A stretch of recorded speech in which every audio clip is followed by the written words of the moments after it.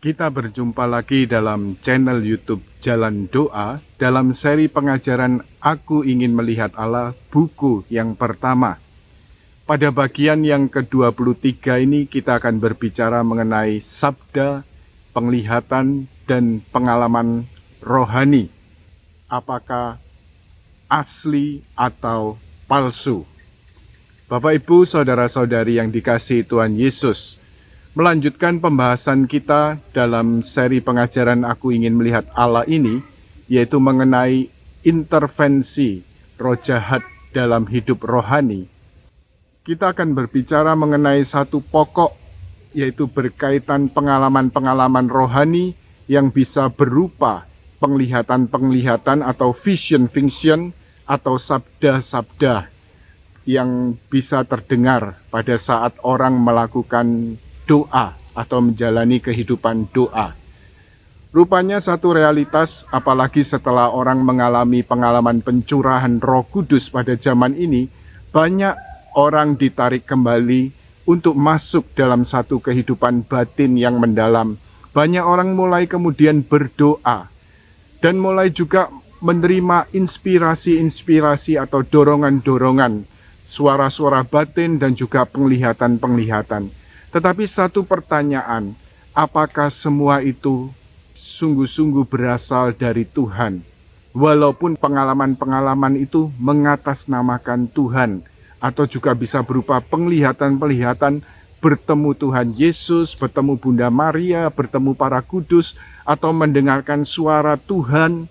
Ya, satu pertanyaan, apakah itu sungguh-sungguh dari Tuhan? Apakah sungguh-sungguh pengalaman yang asli dari Tuhan atau tidak? Bapak, Ibu, Saudara-saudari yang dikasihi Tuhan Yesus.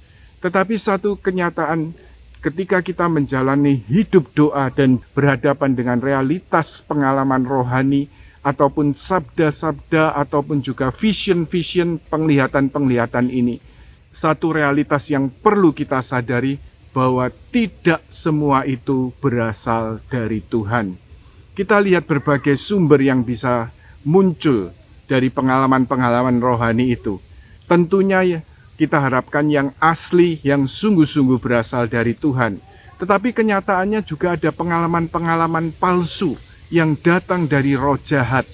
Seperti yang dinyatakan dalam kitab suci bahwa iblis pun bisa menyamar menjadi malaikat terang. Atau juga bisa juga dari diri sendiri, kayalan-kayalan sendiri. Itu juga bisa terjadi. Bapak, Ibu, Saudara-saudari yang dikasihi Tuhan Yesus, kita akan melihat bagaimana dari pengalaman dan juga pengajaran dari Santa Teresa Avila, ya, berkaitan dengan pengalaman-pengalaman rohani atau juga sabda-sabda batin atau juga vision-vision ini. Jadi dikatakan Santa Teresa Avila memang cukup sukar untuk membedakan sabda, penglihatan dan juga pengalaman rohani. Apakah itu sungguh-sungguh berasal dari Allah atau bukan? Karena itu dapat kita lihat apakah pengalaman itu asli, yaitu bila sumbernya sungguh-sungguh dari Allah, atau justru pengalaman yang palsu kalau sumbernya dari si jahat. Tentunya kalau berasal dari si jahat, tentunya hanya satu tujuannya, yaitu untuk menimbulkan kekacauan, menipu. Ya, jadi untuk menimbulkan dusta dan juga bahkan membahayakan keselamatan jiwa si penerima.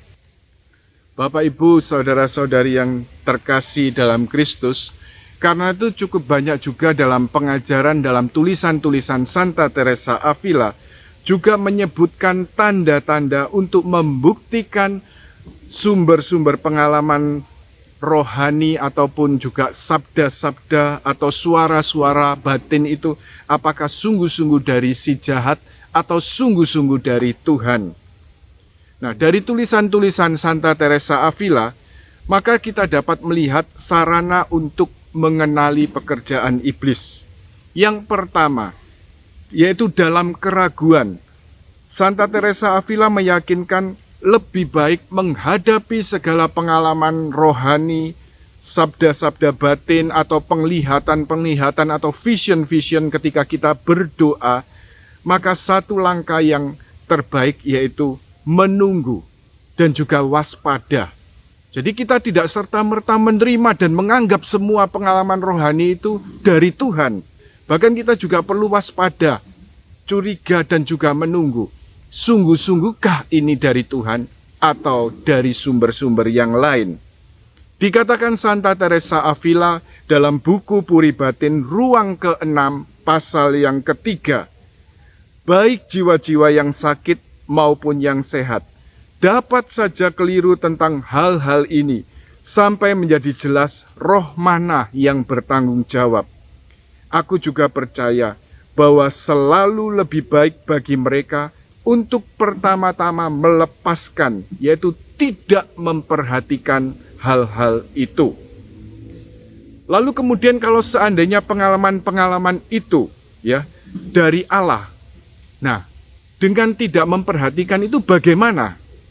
Dikatakan Santa Teresa Avila lebih lanjut dalam buku Puri Batin ruang yang ke-6 pasal yang ketiga ini, apabila hal itu sungguh-sungguh dari Allah, maka melepaskan atau tidak memperhatikan akan lebih membantu kita untuk maju.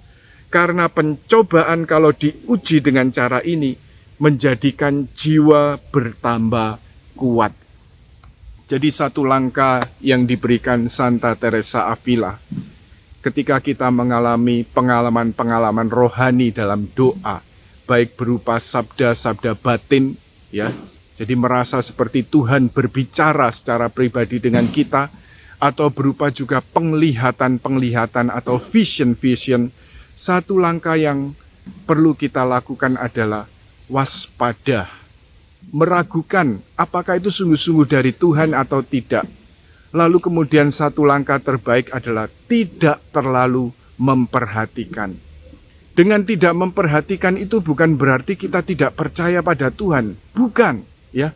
Tetapi kita mewaspadai. Kita percaya pada Tuhan, tetapi kita mewaspadai apakah yang kita alami itu sungguh dari Tuhan atau tidak. Dengan melakukan pengujian atau discernment seperti ini, yaitu dengan langkah pertama yaitu tidak memperhatikan, maka kalau itu sungguh-sungguh rahmat, sungguh-sungguh berasal dari Tuhan, itu akan tampak dari buah-buah yang dihasilkan dari pengalaman-pengalaman rohani. Hal yang sama juga ditegaskan oleh Santo Yohanes Salib berkaitan dengan pengalaman-pengalaman rohani dalam doa pribadi, yaitu ketika mengalami vision-vision, penglihatan-penglihatan, ataupun juga sabda-sabda batin dalam doa pribadi, maka Santo Yohanes Salib menegaskan supaya tidak terlalu memperhatikan, tetapi tetap berfokus kepada Allah.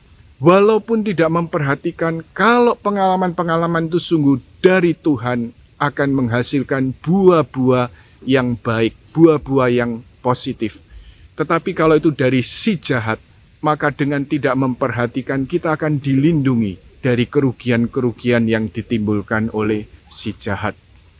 Bapak, Ibu, Saudara-saudari terkasih dalam Kristus, ini berkaitan dengan pengalaman-pengalaman rohani dalam hidup doa pribadi. Nanti akan kita lanjutkan tanda yang kedua dan ketiga yang diajarkan oleh Santa Teresa Avila. Dan kemudian satu fenomena lain berkaitan dengan karunia-karunia pelayanan atau karisma seperti nubuatan atau sabda pengetahuan, di mana juga akan ada satu keterbukaan akan karya Roh Kudus, yaitu melalui juga bisa berbentuk gagasan dalam pikiran atau juga vision-vision. Tetapi dalam hal ini segala penggunaan karunia-karunia pelayanan tadi fungsinya adalah untuk kepentingan orang lain, untuk membangun tubuh Kristus. Dan dari buahnya dapat dilihat pohonnya. Dan memang dalam pemakaian atau penggunaan atau keterbukaan terhadap karisma-karisma Roh Kudus ini harus selalu disertai juga dengan discernment atau pengujian atau dengan pembedaan roh. Dan tentunya ini akan sangat berdaya guna untuk pelayanan.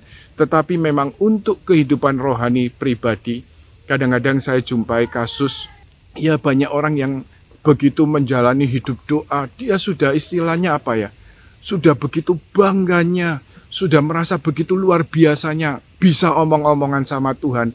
Kalau bertanya dalam doa, bertanya pada Tuhan, pasti ada jawaban.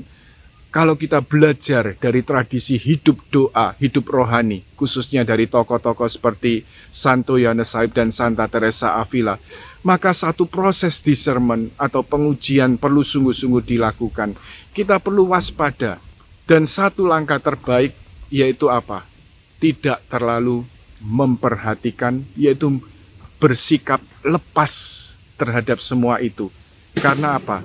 Walaupun tidak memperhatikan, kalau sungguh-sungguh dari Tuhan, maka itu akan menghasilkan buah-buah yang indah, buah-buah yang baik, buah-buah Roh Kudus. Tetapi kalau itu dari setan, maka kita akan dilindungi dari banyak hal yang merugikan. Ini beberapa pokok yang dapat kita lihat berkaitan dengan intervensi roh jahat, bagaimana satu sarana untuk mengenali kerja setan dalam kehidupan rohani. Tuhan memberkati. Flos Carmeli, Vitis Florigera, Splendor Celi, Virgo Puerbera, Singularis, Mater Mitis, Setilinesia, Carmelitis, Esto Propitia.